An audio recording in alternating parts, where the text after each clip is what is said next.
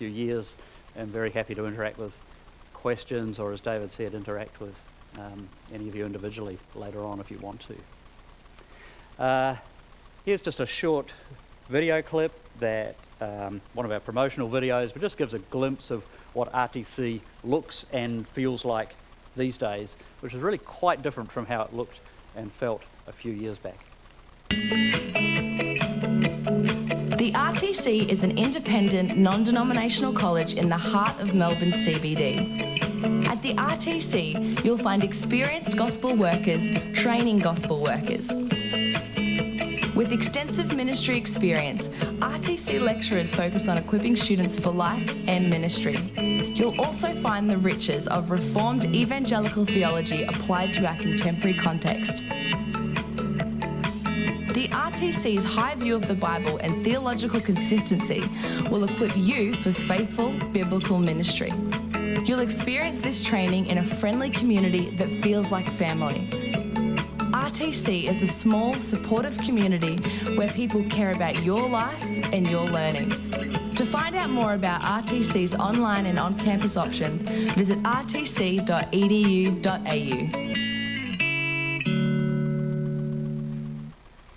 So that's kind of a snapshot of how we are today. But over the last 5 years, it's been a journey towards this, and it's been an era of massive change. We began really 2015 with casting a new vision for the Theological College and a new mission statement of what we are really about and trying to do. Part of that was then to determine a new location, and I'm sure probably many of you are aware now that we're no longer really based in Geelong, but in the centre of Melbourne. We still have all our business, administration, management in Geelong. We still own a large property there, and we're leveraging that for income streams. But all our teaching and student interaction is in the very centre of Melbourne. I'll show more of that shortly. Another key change was to change our delivery modes, and I'll talk about that too, but we've adopted a very flexible approach to how we deliver theological education and who can do it and how they can do it. A key part of the change was to develop new income streams. Theological education is a miserable business to go into. You never really make money. You cannot set student fees high enough to cover all your costs, so you have to have other support. You have to have donations, but we're increasingly realised you have to have your own income streams as well, and so we've worked hard at that. We've really completely changed the look and feel of RTC, and greatly tried to improve our marketing and promotion. We have new staffing structures, quite very different staff team from before, and a different way of structuring our faculty as well. And so at the end of the day, we changed everything except our theology. That was sorted out about 500 years ago. We were not going to revise that, but we have revised everything else. And in a way, it was a very daring plan. We kind of put everything up for grabs, not knowing if the Lord would bless it, but stepping out in faith, praying heaps, and believing that we had to make significant change if the RTC was still going to be really fruitful and valuable into the future. And I'll tell the story as we go, but I think the Lord has really blessed what has taken place. We early on came up with 6 descriptors of the kind of theological education that we want to provide, and these 6 things have really shaped everything that we try to do at the college. We want our training to be biblically grounded. We really want to be huge on the Word of God, and we want students to become competent in handling the Scriptures, to know the Scriptures, to love the Scriptures. So that's the most prominent characteristic that we promote at RTC. We are a word-based college. As we study the Bible, we want to be theologically robust. We're very committed to Reformed theology as being the clearest articulation of biblical truth. And we're seeking to attract to college not only people from Reformed churches, but anyone who's had half a whiff of Reformed evangelical theology and thinks they want more. And one of the massive changes of the last, say, 20 years in ministry is that it used to be that if you said you were Reformed, people either didn't have a clue what that meant or they knew you were weird. But that has really changed over the last 20 years. Now there are many people who are interested in Reformed theology. I think a lot of that has been driven by the Gospel Coalition in America. Speakers like Tim Keller, John Piper, Don Carson, and a raft of others have put Reformed theology on the radar for many, many people. And so we have tried to position the Theological College so that people from a whole range of churches who want to explore Reformed theology more find us very accessible. As we teach Bible and theology, we want to do so in a gospel-hearted way. The gospel is absolutely the centre of the Bible's story, and we'll see that today as I go through these leadership training sessions, how central the gospel has to be to everything. We also want to teach in a way which is spiritually rich. We're very, very aware of the risk that you can do at Theological College, a lot of head knowledge that never really impacts the heart. We labour as hard as we can to make sure that our teaching, our community life is spiritually encouraging, spiritually challenging, that the main thing actually is that our students don't get degrees, but that they grow in the Lord Jesus Christ. We want to do that also in a way that is culturally relevant. Sometimes you get the feeling that people who are biblically grounded and theologically robust are right on the cutting edge of the 16th century. We kind of want to be on the cutting edge of the 21st century, drawing on the riches of our heritage, but applying that in a way that is relevant to our time, to our culture, to our ministry contexts. And doing that in a way that's winsomely engaging. Again, I think if you travel back in time, often, sadly, Reformed people haven't been always seen as very winsome or very engaging or very attractive. In fact, sometimes our reputation has been that we're difficult and we're dogmatic. And we've said as a college, that is not representative of the gospel.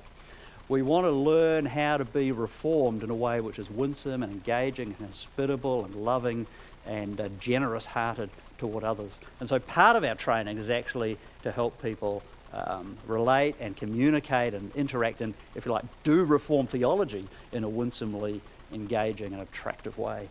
So I just run through those because that's our set of core values. And the core values really shape and drive everything that we're trying to do at RTC. Along the way, we've had to work out, okay, now that we're in Melbourne, where there are actually a bunch of other theological colleges, what's distinctive about the RTC? Why would someone choose to come to the RTC rather than one of the other colleges in Melbourne? And three things that I think are quite distinct about RTC. We have experienced gospel workers training gospel workers. One of the key things for us is that all the lecturers, and especially all the faculty, have really an extensive level of ministry experience.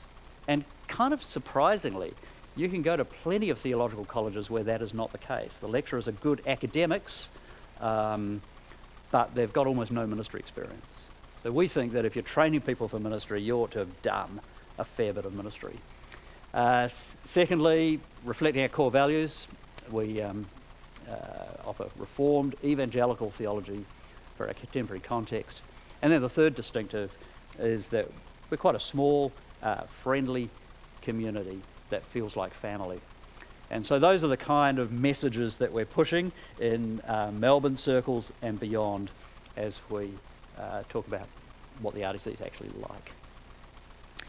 As I said, we've developed flexible delivery modes, so we still offer a full on-campus program. And I still think that's actually the best way to do theological study, to come, take time out from other distractions and other busyness and just immerse yourself in the scriptures, in community. Often there create relationships that last for a lifetime. There's huge benefit in studying on campus, greater access to the lecturers, greater interaction with colleagues and students, greater access to library. It's a good way to go. But many people can't. We live stream now about a third of our units so that people anywhere, including here, can join a class in video conference mode. It's fully interactive. We offer another suite of courses online in sort of standard online delivery modes. And then we offer a number of courses by way of intensives.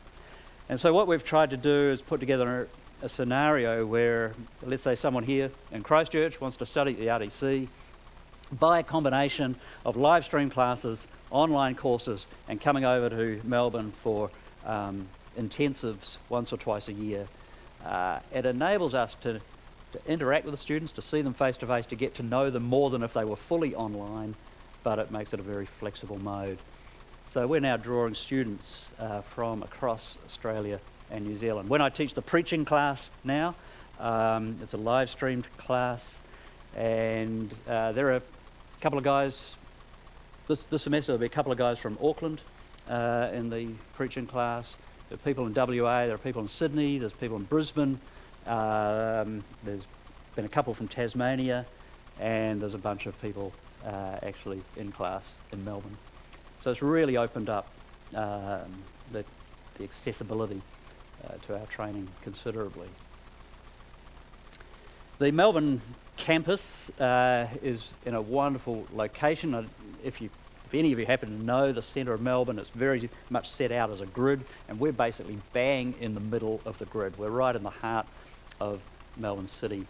The building is just a wonderful provision. I don't have time to tell the story, but the Lord was just unbelievably kind to us in providing the floor with the third level of that building. We have the whole floor as our college. And it started off needing a massive amount of renovation. It was a crazy process getting it ready, but it's ended up a very lovely, pleasant, light-filled facility.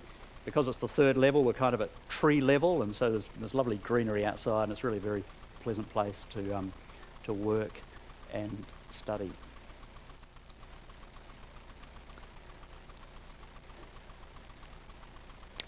One of the changes we made was to also actually reduce the number of full-time faculty. We always used to have 5 full-timers, reduced to 4 full-time faculty, and then have instead used a whole range of guest and adjunct lecturers. And that's given us much greater diversity and flexibility and expertise in teaching a whole range of areas. Sadly, right at the moment though, we are recruiting a new Old Testament lecturer.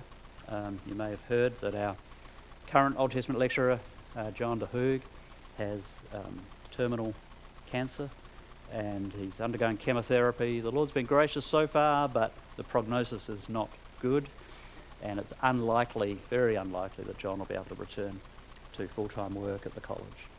So we are currently going through an appointment process, and our prayer, and if you could join us in praying that, is that we are able to appoint someone to start in the middle of this year. We've produced, as well as our regular on-campus courses, a discipleship training resource called The Way. Some of you may be familiar with it already. We produced a number of units first that are basic discipleship training units. They're particularly pitched at small groups to try and give resources for local churches to help in small group ministry and to help do good basic discipleship training in the local church. And then now we're adding to the discipleship units ministry training units. And the first unit we've added is the Eldership training unit. And the way it's done is that it's about 15 or 16 sub 10-minute video clips along with a study. And because it's broken into these sort of 8 to 10 minute bites, it makes it very flexible as how you might use it. It's possible, I know some sessions now of church councils are doing 1 10-minute bite at the start of every session meeting and just using it as an ongoing training tool. Or you could cluster it together and do a few evenings or do a long weekend, use those units however you like. I think they're useful for equipping potential elders and also kind of in-service training for people who are serving as elders. So as a follow-up to today, if you wanted to go further with training material in the local church, really commend that you check out The Way as an option. We also put on a bunch of events each year, and these are the main events coming up this year. There will be an eldership training event in May. It'll be different stuff from what I'm doing today, as we try to continue to encourage elders in the local church. Conference on singleness, our preaching conference this year on Deuteronomy, and a conference following on the day after that called Think Ministry, which is really designed to encourage people who are thinking about ministry and have it on their radar, or should have it on their radar. A bunch of new business ventures to develop financial streams. We are now able to lease some of our facilities back in Geelong, since we aren't using a lot of the space there now. We have Berkeley Hall, which is a student residence. Most of the residents in there are Deakin University students, and many of those are international students. So Berkeley Hall has become for us a significant income stream, but also a real mission opportunity. And many of those international students particularly are just wide open to hearing the gospel and talking about spiritual matters.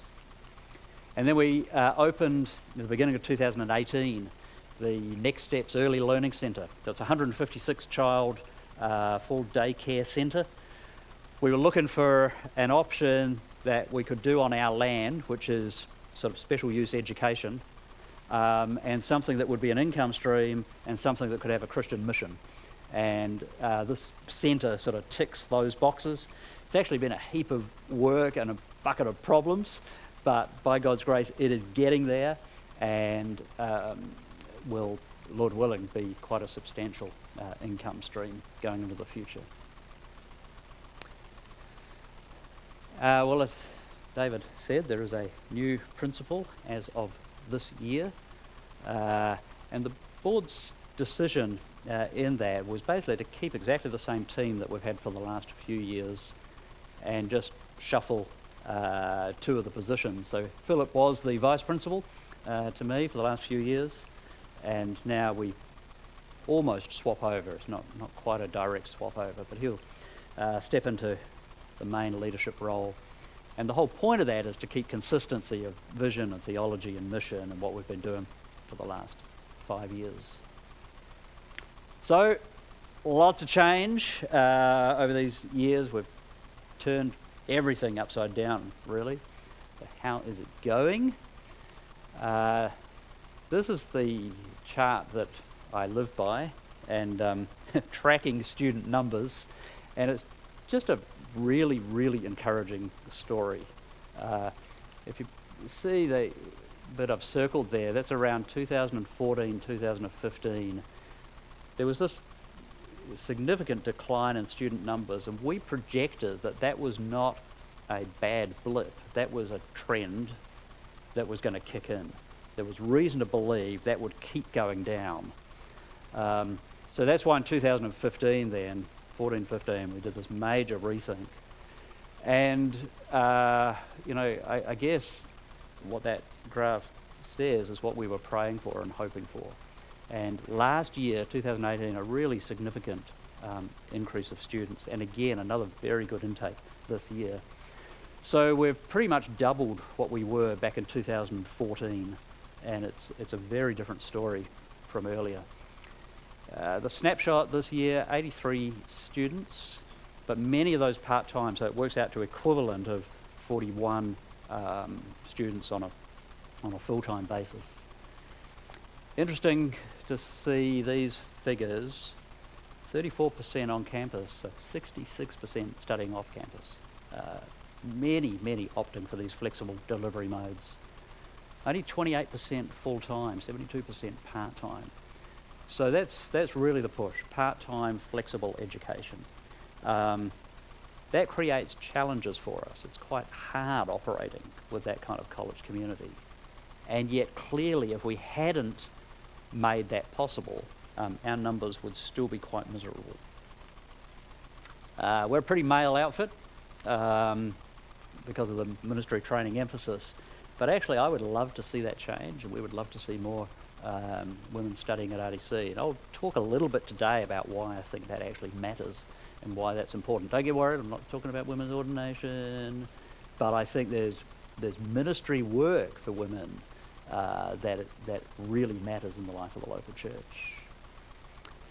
We have three main supporting denominations: Reformed Churches of New Zealand, Christian Reformed Churches of Australia, and the Reformed Presbyterian Church of Australia. So about a third of our student body still comes from those supporting churches, and we want to see those numbers kept high. We really do want to be servicing those denominations in particular. Out of those three denominations, there are just 9 of our 83 students studying for ordained ministry. That is far too few. RC and Z could snap up over half of those right now. Yep. CRCA could snap up nearly all of them right now. We need far more people training for pastoral ministry, because that doesn't account for all the people who are going to retire in the next 5 years, churches that want team ministries and gobble up a second one, churches that church plant, and sending people to other ministries and overseas mission work. So the need for more gospel workers is enormous, and that's why one of the sessions today is going to be on raising up gospel workers. About 27% coming from the Melbourne region. RCNZ numbers, we currently have 6 students studying here from New Zealand. 2 are for ordination, 2 I think are sort of being considered for ordination, 2 are full-time, 1's on campus, and then there are a couple of recent graduates as well, Andre Postuma and James Hislop, who are both well known in your Christchurch circles. Just to talk a little about the relationship between RTC and RCNZ, it's a relationship that's been in place for about 65 or more years, long term and very important to us, and I believe very important to the Reformed churches here in New Zealand. The current board member from New Zealand is Andy Vanameda, and Andy would be a great guy to chat to about RTC things. He replaced Hans, who'd been one of the RTC board members for many, many years before that. Denominational support is by way of recommended quota, and it comes in total to something like $50,000 per annum for the RTC, which is really significant support, and we're very, very thankful to you for that. There are New Zealand deputies who visit us annually, come in and sit on classes, interact with faculty, meet up with their students, are attuned to what we're doing, and that's become very, very positive contact. For many years it was John Haviland and Michael Williams, but now they've been replaced by 2 new deputies, and now Daniel Wilson and Peter Van Hosteen are regularly visiting us. Lots of people from the Reformed Churches of New Zealand have come across to preaching conferences, and it's just great that we're able to hopefully encourage and strengthen people in ministry here, and we value that way of having ongoing contact. Then RTC faculty come over and do stuff like this and speak at churches here. Michael Flynn is teaching some of our online units and has done so for quite a number of years now. And then there's a lot of financial and prayer support by churches and individuals in New Zealand. So I just wanted to map that to say this relationship is very alive and active. We really value it, and we do want to encourage your continued support and involvement with RTC. So I'll just land there. Please continue to pray for the work of the college. We realise that nothing that's happened in the last few years could have happened without God's enabling and grace. So please pray He would continue to do that. Pray for more students. Pray for these income streams. Pray especially for the appointment of an Old Testament lecturer. If you can continue to support us, either as individuals and as churches, that is a wonderful help. We do depend on that. And the best thing you can do is send us people to train for ministry. If you send us lots of money and prayed for us heaps, but we didn't have anyone to train, it'll be a miserable situation. We exist to equip and train and encourage men and women to grow in Christ and to be better equipped to serve Him in life and in ministry. So we would love to see more New Zealanders either online, live streamed, or coming to the college. So that's the snapshot of where we're at and what we've done. I'm very happy to interact for a minute or two if you've got any questions.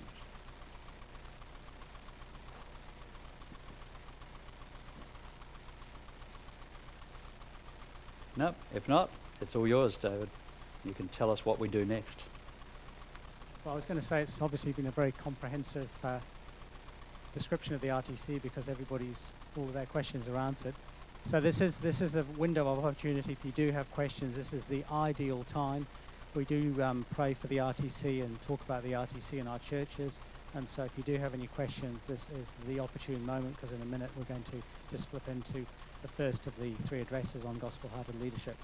So I'm not saying, it always feels to me in these situations like I'm running an auction, but if there is anybody, please make yourself known, otherwise we'll move on. Thank you, Gary. Yes. How much of a focus is there on training people for ministry, like ministry of the word? There's 6 students there at the moment that are training for ministry. I think it was, 9 students who are training for ministry out of 41. It seems like a low proportion, but is there still a strong focus on training for ministry given the diversity of the courses that are there at the moment? Yeah, great question, Gary. Absolutely. That's actually what the entire program, I guess, is shaped around. And when I say 9 for ordained ministry, I'm saying 9 from our 3 supporting churches. And I'm saying to you as supporting churches, that's not enough. However, in that student body, that much larger student body than that, there are plenty of people from other churches training for ministry. I've not included them because they're not sort of Reformed Church ordination students. But in the preaching class this year, I've got 16 students. They're all guys. They're all training for preaching ministry. They're from a whole range of churches. And that's not all the students in college who are doing preaching. Others have already finished that unit, which goes over 2 years. Others will pick it up next time it comes around. We have people, training for word ministry then in other churches. We have people training for word ministry, say in a university context or in other mission settings. So in a way, our predominant focus is equipping people for word ministry of a whole variety of kinds. And actually, I'll talk a little bit about that today as we go on as well. But training people biblically, theologically for a strong word-based ministry is the heart of what all our training is about. In that sense, actually, if I could just add to that, in that sense, we haven't specialised very much. One of the ways I've sometimes described the theological scene is you can go to theological colleges that are like a shopping mall, and there is every available option there. And you can go into the youth ministry shop or the music ministry shop or the worship shop or the missions shop, and there's absolutely everything in the shopping mall. We say we are more like a boutique shop. There's not much in it, but it's good quality. And you come in for one thing. You come in for ministry training. That's what we do. And I think we actually had to say, we're not going to try and do everything. We're going to do this one thing well because we think this is the heart of the deal. Murray, you answered most of the question I was going to raise. Can you say a few more things about those aspects that you sell in your boutique shop? You mentioned ordained ministry. Now I learned university outreach. Yes. Yeah, so what we offer is this, I think, strong training in Bible, theology, biblical theology, pastoral care, leadership, preaching, that suite of courses. People will come for that product, if you like, for a range of different reasons. So I'll talk about a few students. I think of a guy called Louis, who is planting a church. It's an Anglican church plant, though it doesn't look or smell like an Anglican church. It's actually an Acts 29 church plant. He's a really capable guy. He's done some of his theological study at another college, but he's putting quite a lot of RTC stuff into it because he just finds it's really helpful. I think another girl, Alicia, she's probably early 30s, and she's full-time involved as a staff worker at one of the universities in Christian ministry. Spends most of her time discipling, mentoring girls on campus. Just really gospel-hearted woman. Wants to do that probably long-term, so she's doing theological study to have the depth for that. I think of another girl, Olivia, who comes from a church in Geelong, commutes into Melbourne for study. She has overseas mission very, very much on her heart, and she's doing theological training with a view to seeing how the Lord opens her doorways to mission. We've got obviously then several people from Reformed churches who are there for ordination training. People will come from different churches, different backgrounds, different pathways, and say, this is the kind of theological foundation we need for a lifetime of ministry. Probably squeeze in one more question if there's any more bids. Hey. It is like an auction, eh? Once you get going, the bidding gets better and better. With regards to the courses, does it presume that someone has already got an undergraduate degree, or can you come, straight out of high school? I'm assuming. Yep. Does someone need to know how to write an essay, or is that presumed? That's a great question. Yeah, we wish our students knew how to write essays, and by the end they usually do. Broadly speaking, there are two streams, undergraduate and graduate. So if you have not got a degree in anything else, you can study the RTC. You would typically then either do a diploma or a bachelor's degree. If you have got a degree in any other field, you come in and then typically you'll either do a graduate diploma or a master's degree, a Master of Divinity. The Bachelor of Theology and the Master of Divinity, they're the two main ministry training degrees. They are essentially the same. They're almost the same subjects in those two degrees. It's just that the master's one is assessed at a higher level. So there's more assessment demand, but you're covering the same material.